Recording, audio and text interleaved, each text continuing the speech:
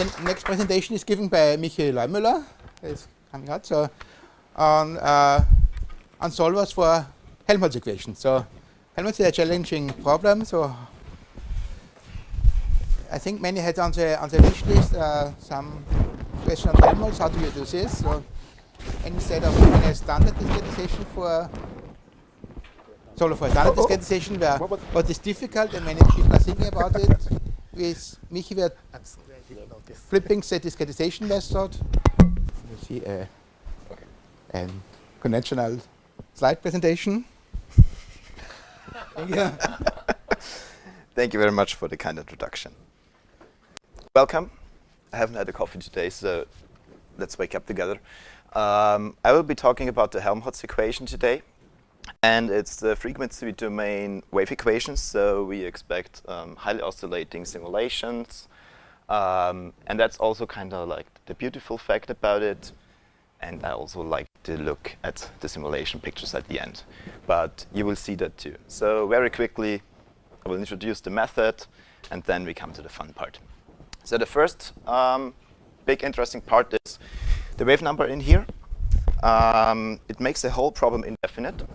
So that's also the whole motivation for it. There are well-established iterative solvers for elliptic problems, multi-grid, multi-level, whatever. They're fast, accurate, wonderful. Indefinite problems, those things break down. So the big question is, how do we solve that? Especially for high wave numbers, short wavelength, a lot of unknowns because of resolving the wave itself. And it's still an open question what to do actually with it. And today I will introduce to you a method, a hybrid method, for which you can use an iterative solver based on domain decomposition. But first let's get started. The usual way what you do with Helmholtz equation is you discretize this with conforming H1 elements, so nodal elements conforming. And the first thing we do is break continuity to go over to a discontinuous form. And then it looks like this. Deriving the weak formulation, first step is usually test functions, partial integration. Due to the discontinuity, we do that just element-wise. In here, with appearing boundary terms on skeletons, so on element boundaries. And these two equations are insufficient to solve the problem itself. We have to weakly enforce the continuity again, which we gave up on in a strict way before. This is done down here. And now there is a difference between the DG and the HGG method. In DG, you enforce these jumps by combining left and right side unknowns. In HGG, you enforce these jumps by introducing an auxiliary variable, a hybrid variable, which only lives on the skeleton of the mesh itself.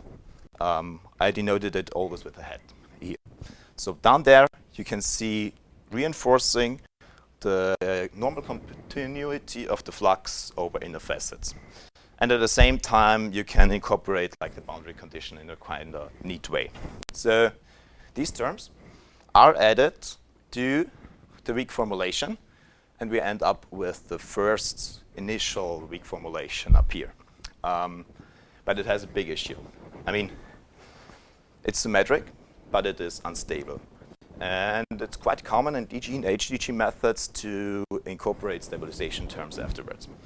And this is a fun thing about this formulation. It's not only one stabilization, but it's two stabilizations, which you can see down here, alpha, beta.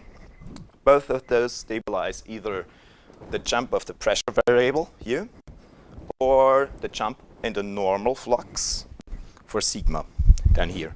And they're added with two positive constants, alpha, beta, which will be quite crucial later when we talk about the preconditionals itself. But I will go into that detail afterwards. So adding these two things together, this is the HGG formulation that was introduced, proposed first time by Monk, Schöberl, and Pechstein in, I think, 2010. And the interesting part is we have now 4 variables for it. So the flux variable itself, we choose in a piecewise Rabiot-Thomas space. The normal trace of that space is always in the polynomial space of P. So the normal flux on the facet is also in that space. Then the pressure is also in element L2 of order P. And its trace, again, facet-wise also polynomial degree P. This was established a long time ago. And there is one neat little trick to improve the accuracy of this method. So if you're thinking about Helmholtz H1 discretizations, then the flux would be like the gradient of the pressure. But in here, the flux has higher accuracy a little bit than the pressure here. So in here, there should be some kind of accuracy. And it's actually also possible by employing the Lernfeld-Schubel method of projected jumps. So what that does is, for the pressure variable, you just increase the polynomial degree by 1. Here. But then you run into issues.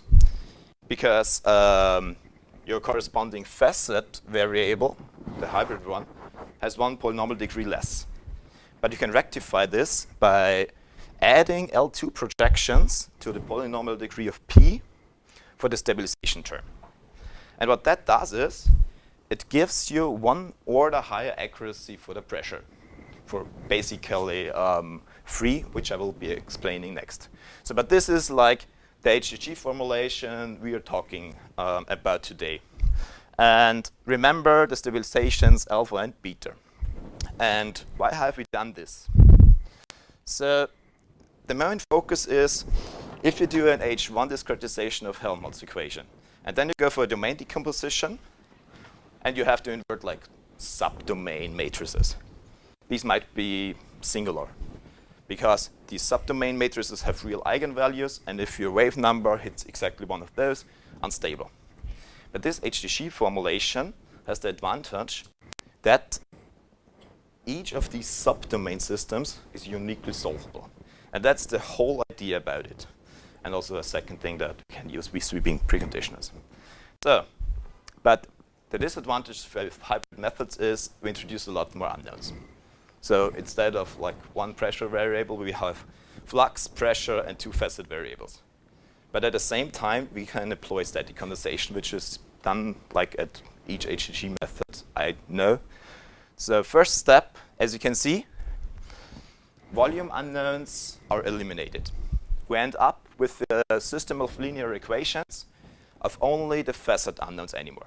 So from now on, we are only talking about iterative solvers for facet unknowns on preconditioning for those.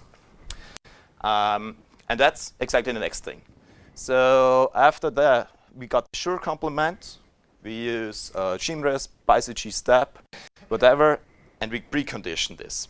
And there are a lot of those preconditioners, or a lot. There are a couple of preconditioners. And actually, a colleague of mine, Martin Huber, did a dissertation exactly on those. So if you want to have like a broad view of it, read that work. And in here, I just want to like introduce 2 of those.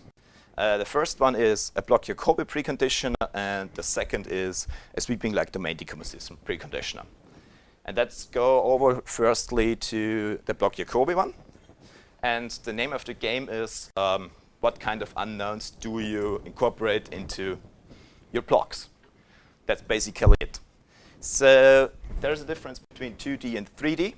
In 2D, we use vertex patches of the facet unknowns. You can see it on the left side. So for each vertex, you just add all adjacent edge unknowns in one block. And in 3D, sorry for the bad drawing, you just add the facet unknowns per facet into a block. Put that into a Bloch-Jacobi preconditioner and just iterate over it. It's a quite fast preconditioner, but it requires, well, it's quite subjective. It requires a lot or few iterations. It seems like a lot of iterations, but they're fast.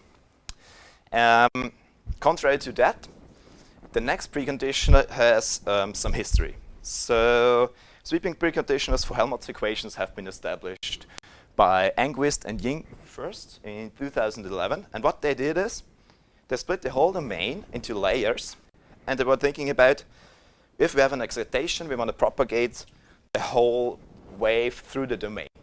What they did is, in each of those slices, they applied perfectly matched layers, and then they propagated it through each layer. And each layer is a lot smaller than the whole problem itself, and then they swept over it, and that was their idea.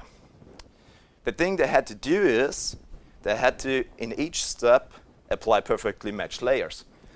Perfectly matched layers in these slices. And this HDG method has a really, really nice property that in between subdomains, it actually exhibits a first-order absorbing boundary condition. Or as Joachim calls it, it is based on impedance traces, or exchanging impedance traces. And you can see that best if you look at the element problem, which is down here. And then you can also see like what the two stabilizations actually do. If we would not have added the two stabilizations alpha and beta, just the four volume terms would arise. And those problems could be singular. Those have real eigenvalues. But with adding alpha and beta, we have element boundary terms which represent first-order absorbing boundary conditions or open boundary conditions. But just if alpha and beta are right. So in here you can see alpha and beta, they need to be mesh independent, polynomial degree dependent, and in this case even wave number independent. And they are. In the simulations you take alpha 1/2, beta 2 for any simulation. Wonderful, it works. This is like a disadvantage and advantage at the same time. The disadvantage is well, the analysis for such a problem is not really well established. But the advantage is you do not have to think about how large the stabilization parameters need to be. If you know a little bit about DG, usually there is like the requirement, yes, the stabilization term has to be sufficiently large such that you have unique solvability. Not in this case. So alpha and beta are parameters that are predetermined and well known. And what you do then is you split your whole domain in subdomains. On each subdomain you take direct inverse, and then you do a forward-backward sweeping motion, like proposed in the sweeping preconditioner by Enquist and Ying itself.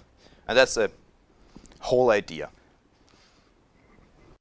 The first and the last page seem not to work, but that's basically for the HDG. Let me show you. That's basically everything for the HDG method, and we prepared a couple of examples which can also go through. So this is just a 2D problem with a rather simple geometry of a square with two scattering circles. And from the left, we excite by a Gaussian peak such that an impinging wave will happen. And then some initializations, discretization spaces. Then you plug in the weak formulation. And then the interesting part starts, how do you implement the precondition in NGSolve itself? And this is the duty skeleton block Jacobi preconditioner. So what you have to do is, you have to generate those blocks. So those are nouns together. And that's exactly what is done in here. So you go over vertices, and you pick up for each vertex its adjacent edges, and then you just grasp the facet unknowns, put it together in blocks. And then for your discretization matrix, you create the block smoother, and you're done. You can add the Gauss-Seidel flag. If you use false, then it's the Jacobi preconditioner. If you use true, then it's the Gauss-Seidel preconditioner. And then you just go on, start the CG simulation with it, and let it converge, and get some nice pictures. And those pictures are the reason why we are actually in this business. Yeah, so far. Zoom in more.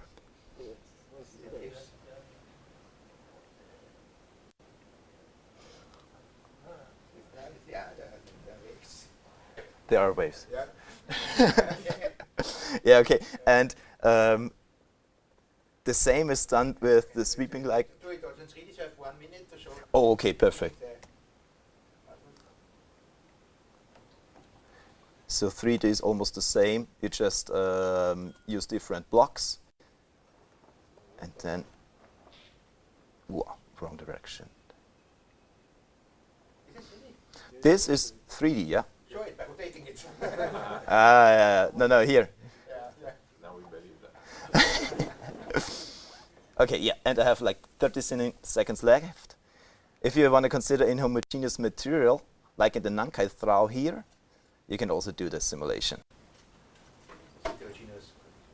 Yeah. That's the front thing. Thank you, Michael. Very nice talk.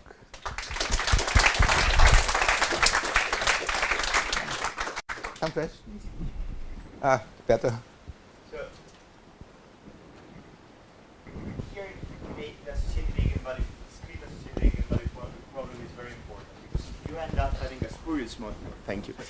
If you end up having a spurious mode in the associated eigenvalue, you might end up having instabilities even if your wave number gets close to the spurious mode. Yeah. And my experience when you add a stabilization to a problem is that you get spurious mode. Have you studied the associated discrete eigenvalue? We did, but I didn't see any kind of spurious modes. What do you mean it's spurious mode? Something So- with discretization. Yes, something from... No problem.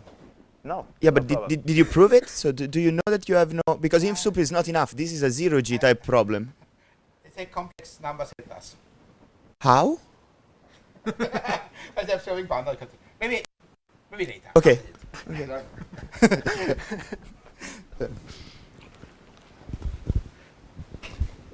Martin? Concerning your projected jumps, I understand it gives you some extra accuracy for free, but is it important for the good properties of the method? Is it important for the pre-asymptotic phase or your preconditioner? No, you get one higher order of conversions for the pressure. That is exactly what you get. Last question for me. You had very nice slides. How do people get your slides? Should I upload it somewhere? Should I create the Jupyter file out of the slides so that you can read about it? I will do that. Otherwise, people have to send email to you, and you have to send and you forget the email. No. Fine. I will add a fourth Jupyter file here. Yeah. Yeah. Okay. Thank you again, Michael. Thank you very much.